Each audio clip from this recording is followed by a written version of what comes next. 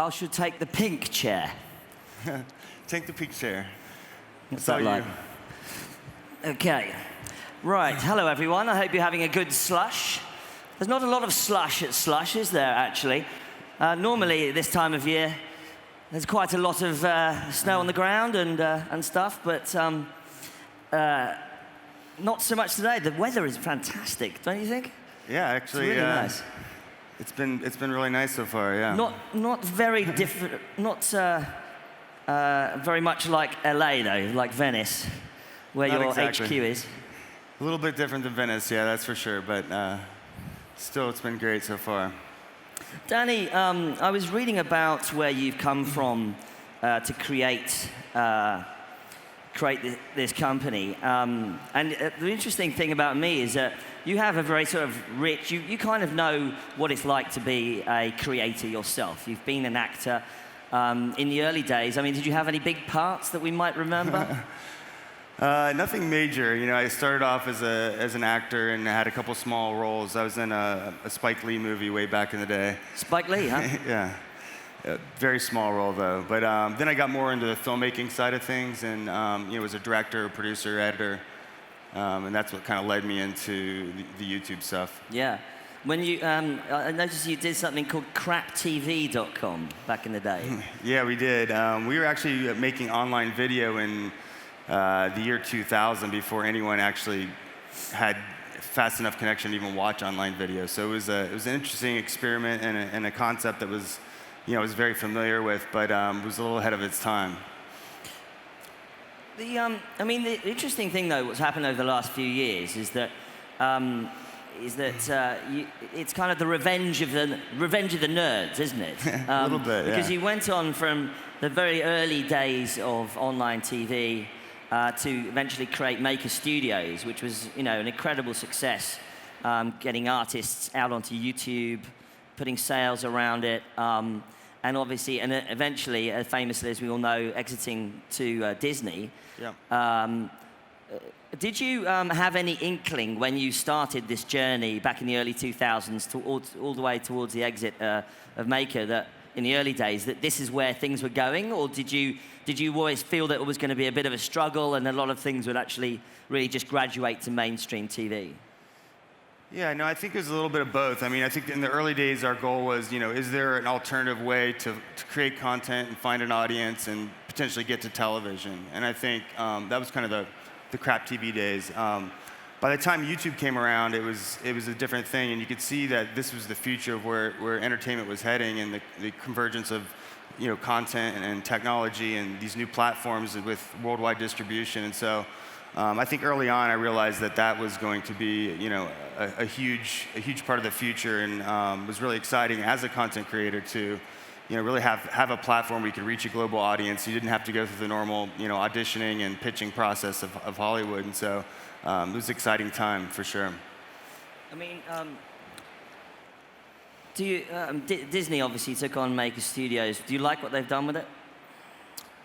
I left right before the acquisition, and it seems like it's a natural fit for them. To try to reach younger audiences. Obviously, the younger audiences are on YouTube, and it's a new way that they can integrate and promote Disney content, traditional media, but also help cultivate some of the younger talent and potentially bring them up into more traditional parts of the business. So I think it made a lot of sense. The world is getting ever more complicated, isn't it? I mean, we now have, Amazon Prime. They just signed Top Gear, well, not the former Top Gear guys in the UK, who had a very big international audience. You've got Netflix, of course. You've got producing original content now, big production stuff, like House of Cards. And then you've got the traditional TV broadcasters trying to sort of figure things out. It was interesting to me that ITV in the UK is actually an investor in Zealot. Yeah. What do you think motivated them to do that? I think you're seeing a lot of traditional broadcasters and traditional media companies really wanting to make this shift into digital and figuring out what where things are headed and what the new formats are going to be. So with ITV, it was a natural kind of partnership where they wanted to, learn what we were doing and potentially find ways that we could strategically partner together and, creating new formats or content, or, we could help on the digital side of things with more of their traditional projects. What frustrates you about the industry that you want to fix? What frustrates me about the industry that I want to fix?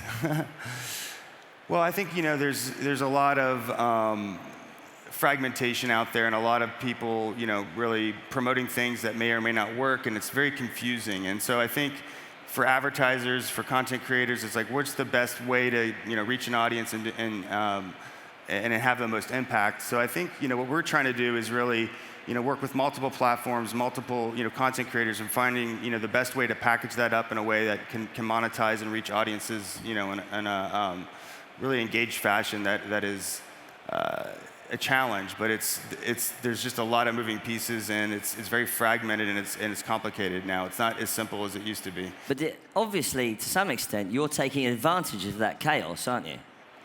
Yeah, I guess that's definitely part of our business model. Is how do you organize that chaos, package it up in a way that's digestible for folks, that's understandable, because it can be really challenging to figure it out. I mean, how much of is it being driven by the shift to mobile? I mean, people are on their phones all the time right now, and I mean, certainly from my perspective, Yeah. I have an iPhone 6 Plus. I haven't graduated to the 6S yet. And I literally dumped my iPad, and now I can watch, Game of Thrones or a kind of a TV series, like on a plane or something. Right. I mean, so there's a lot out there that actually can play out on mobile. Is that driving things, do you think, or is that just part of the piece? I think that's a big driver. I think it's, no matter where you're consuming content now, there's just, lots of platforms you can watch it on, whether it's television, your iPad, iPhone, mobile obviously is huge. And you see certain parts of the world where they never had desktop even, and now suddenly hundreds of millions of people have mobile and they can watch content. And so I think there's a huge opportunity specifically for short form content distribution through mobile. It is a big driver, I believe. What's interesting, though, is not just the multi-format, multi-platform plays that you're going for. It's also your recent acquisition of Northside Media in Brooklyn, in New York. And they don't just have online media and print. They also have events and a kind of a festival-style event, sort of South by Southwest, but in New York. So there is sort of the kind of experience side of it, as well as the media side.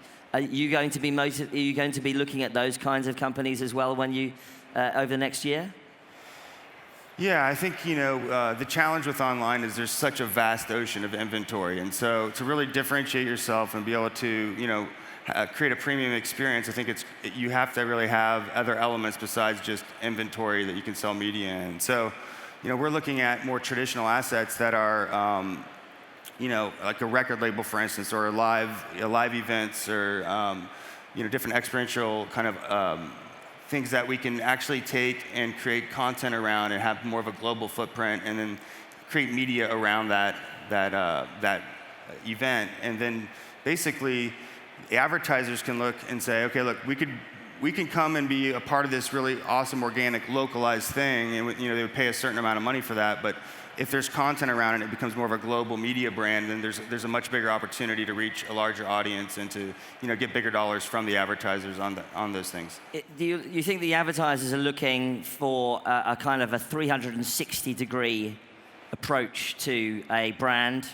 So offline, online, mobile, web, etc., TV? Yeah, I definitely think that's the place things are headed, and I think having multiple ways that you can integrate these things and integrate brands into an experience, that's both live and then also broadcast, online. That's the way things are heading. Yeah. In a way, actually, you're sort of more multi-company than you are multi-channel. Would you agree with that description? Yeah, I think the idea with Zealot was really to work with a lot of different companies and create a network and actually form one company out of that. Whereas Maker was more of a multi-channel network focused primarily on individual talent. The concept with Zealot was, how do we build the next generation media and entertainment company as quickly as possible, but get that infrastructure in place by finding talented groups that have skill sets that we think are really important, relationships, and then getting them collaborating together as one business unit. It's interesting you said the word talent there, because, I mean, if you were Danny Zappin in 2000, the struggling artist now, as opposed to then, right? What would you be doing? Where would you be going with what you were going to create? Whether, funny videos or whatever it was, would you be Would you be ringing up Zealot directly and say, I want to create a brand around this, or do you look for people who are already doing interesting things on YouTube or whatever? Yeah, I think the difference now is, with more of the way things were, is you would be a talented person and you'd go audition and you would try to get someone to give you a break or give you an opportunity.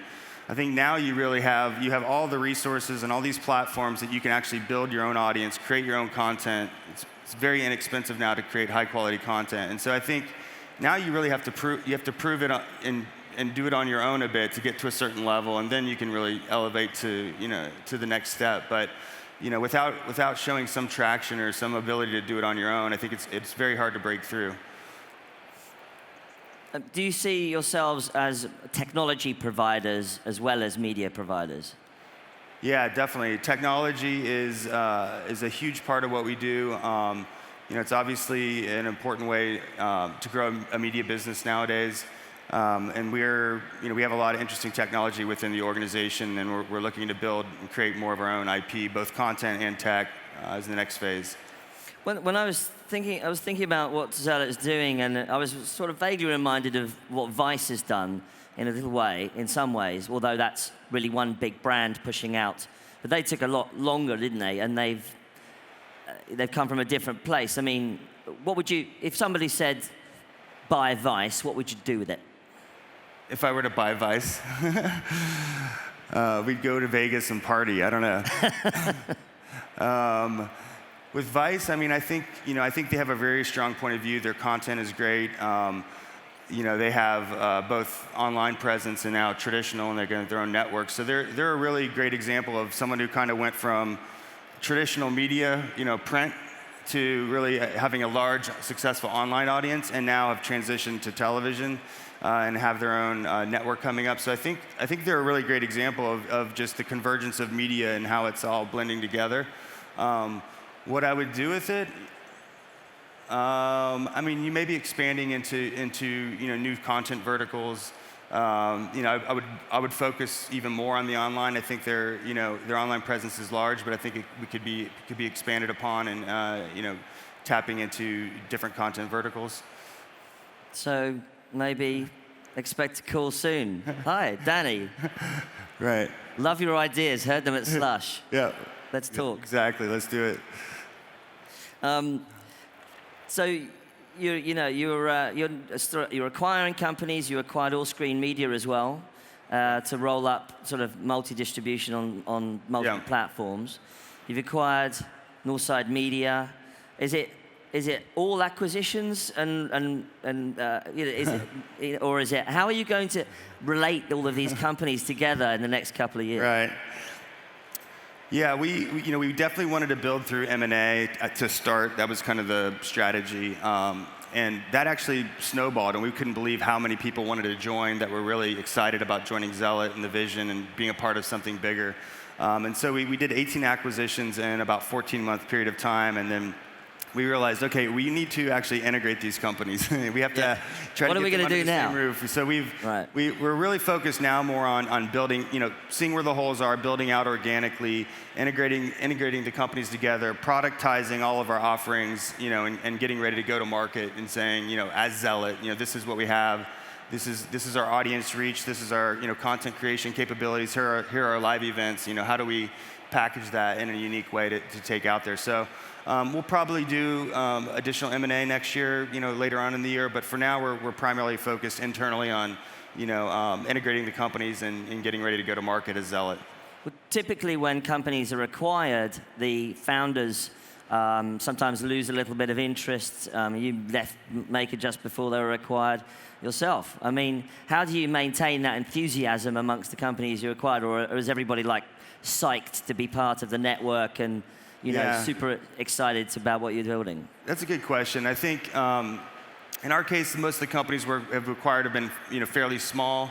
The way we've structured deals is that we're really purchasing the companies with a big portion of Zealot equity. So they're essentially taking a little bit of cash off the table. They're incentivized. And then diversifying into kind of all these other companies. So everyone's really focused on driving the value of the Zealot and Zealot stock and the ultimate exit, or where that could lead. So it's not like people are cashing out and walking away. They're really kind of doubling down in a sense and going for a bigger play. So I think by structuring it that way, we kind of weed out the people who would maybe just be checking out and leaving.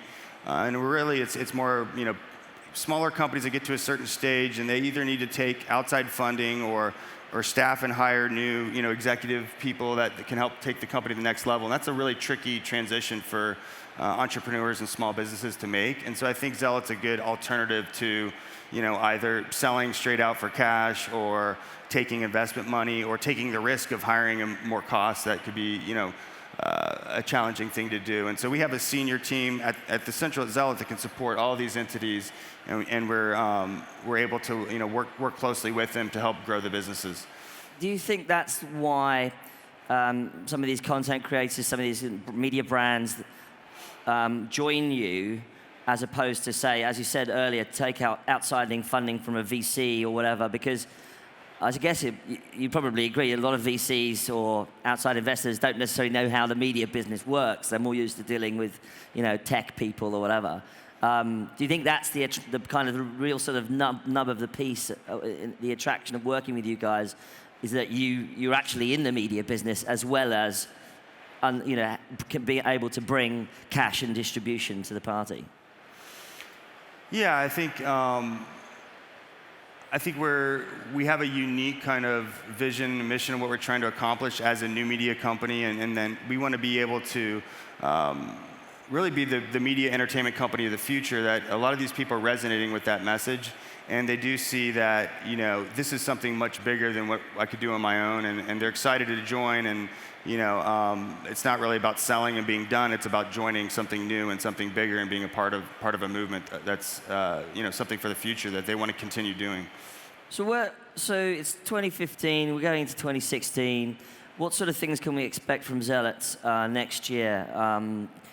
As you said, this integration piece that you're going to have to do. And what else is kind of coming up?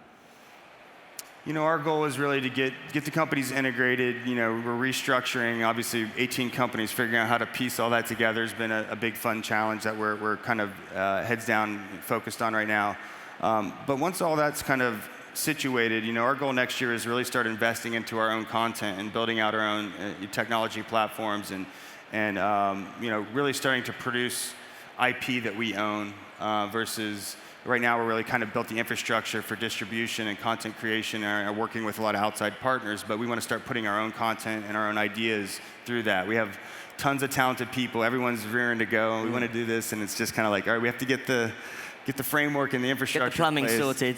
We probably need to raise a little bit of money because content's not cheap to produce, and then I think you'll see us start producing more and more of our own stuff by the second half of next year. So, are there any pieces of the jigsaw that you haven't got yet, or are you set? Is there any other kind of, maybe some content entrepreneurs here might want to pitch you? Yeah, I think we're evaluating that now, and that's part of the process of integrating and the restructuring, and see where are the holes at, and do we want to staff and build that organically? Are there other acquisitions that might make sense that fold into this? But I think we do want to ramp up on the content side, so content creation, production companies, content creators we may want to partner with. And there's other areas we're looking at, around some of the digital media properties that might be interesting to work with and bring in some more audience to the network. It's a very diplomatic answer. What's that? Diplomatic answer. Was that diplomatic? Diplomatic, yes. That's me. I'm very diplomatic. You are. That's what I'm known for. Well, Danny, I mean, it's really very interesting what you guys have created. I think a lot of tech people, you know, who are confused by the media space, and a lot of media people are confused by the tech space, sort of jealous of that you've got this interesting kind of mix going on. So it's going to be fascinating to see what you do next. So, Danny, Zappin, thanks very much. Thank you. Appreciate it. Appreciate it. Cheers. Awesome. After you.